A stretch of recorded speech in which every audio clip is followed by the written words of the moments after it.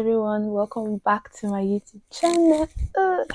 This feels very awkward because I haven't done a proper sit down video in a very long time.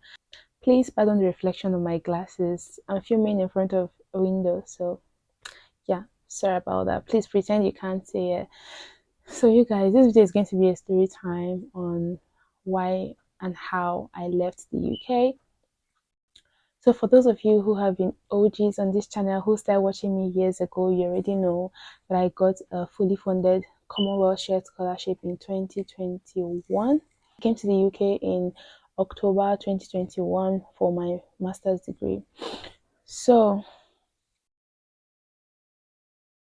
and for those of you who also know, before I came to the UK at that time, I was diagnosed with transverse myelitis. I'll do a whole different story time about that.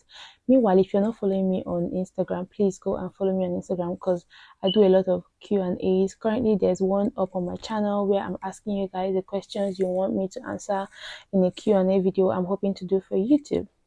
I was diagnosed with transverse myelitis before I came to the UK. So while I was in the UK, I was still sick. I was still recovering from the sickness, and yeah, I was hospitalized again in the UK. So what happened, guys? It was really tragic because an ambulance came and took me from the house. I was in the hospital for about, I think, 11 days. I can't remember. I think between 7 to 11 days, but I was in the hospital for up to a week. So while I was in the hospital, a lot of tests were done. They wanted to reconfirm my diagnosis because I was initially diagnosed in Nigeria. They needed to reconfirm my diagnosis, give me some treatment, and then I started on physiotherapy again.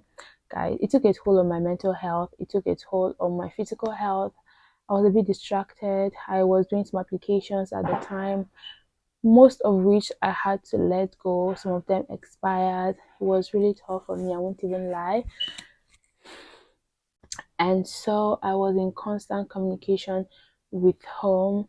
And you guys, I feel so vulnerable saying this, but at that time, I was on some medication and I overdosed because I was depressed. Yes, I overdosed on the medication that I was on, and guys, I was scared for my life. I slept for 2 days straight. I'm not even going to lie. It was scary. I had a friend at the time who, was there by my side to make sure that I was okay, and he would call the ambulance once anything was off. Guys, it was terrible. Like, I literally was tired. I almost took my life again.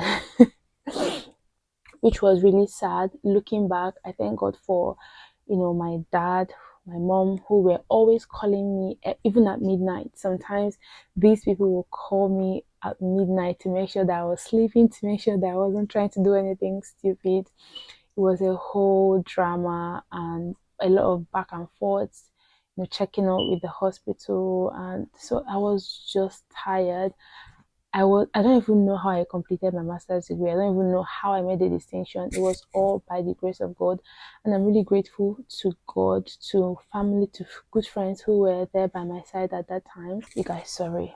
It's very difficult filming when you have a toddler. Okay. What happened next was that I completed my master's degree and I wanted to go home because I was so sick and I was so depressed. I was really tired. I didn't want to do anything stupid. I was so unhappy, guys. I was really unhappy. I didn't go out.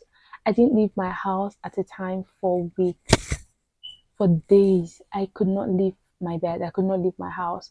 I was like, this is not life. This thing I'm living, I'm supposed to be happy. I'm on a scholarship. I'm supposed to enjoy travel, but I couldn't do anything. I was so tired and depressed. So I decided to go back to Nigeria. Time for me to go back to Nigeria. I packed up my bags. Like, the way I left, you would think someone was pursuing me. I was just waiting to submit my dissertation, be sure that my results were out and my results were okay, and then I packed my bags, guys. The speed with which I packed my bags was hilarious. I packed my bag. In fact, I had an interview the day I traveled. I remember I traveled on the 10th of October 2022. I can't forget that day. I had an interview on, was it 10? No, I traveled on the 2nd of October 2022. I had an interview that day.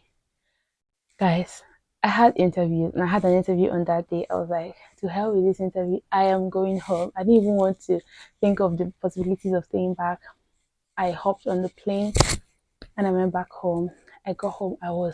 Guys, there was this relief I had. I just knew that it wasn't my time to remain in the UK. So I went back home. I was so happy. I met my family, my friends, a few friends I had anyway, because I don't really have a lot of friends. But I was so happy to finally be home. Gosh, I can't even tell you. It was as if the depression just disappeared. Because I was literally so depressed before I traveled back home. So yeah, that was why I left the UK. To some people, it might sound stupid. Oh, just because of depression, are you the only one? Are you the first person that has been depressed? You saw an opportunity, and I got that a lot. Some people are like, you saw an opportunity and you threw it down the drain, guys. My mental health, my life was much more important to me at that time. I knew that if God wanted me to go back to the UK, he would make a way. But at that time, I guess it wasn't my time, and I needed to be safe. I needed to protect my mental health and my physical health first. So, another thing I wanted to point out, the weather was really dealing with my health because it made my symptoms worse, and I hadn't figured out how to manage it at the time. So, it was really, really heartbreaking that so many things were just out of my hands to deal with. But I still thank God that I'm still alive and I'm still here. And that was why I left the UK. And also, my scholarship was about expiring, even though I had the opportunity to stay back if I had wanted to. But I was like, you know what, I might as well just go home. So, if you guys want to see a part two of what later happened, what did I do next? Did I go back to the UK? You guys let me know in the comment section, and I will make another video about that. And make sure you subscribe, leave a comment, and like this video. And don't forget to follow me on social media, on Instagram and on TikTok as well. And I'll see you guys in my next video. Mwah.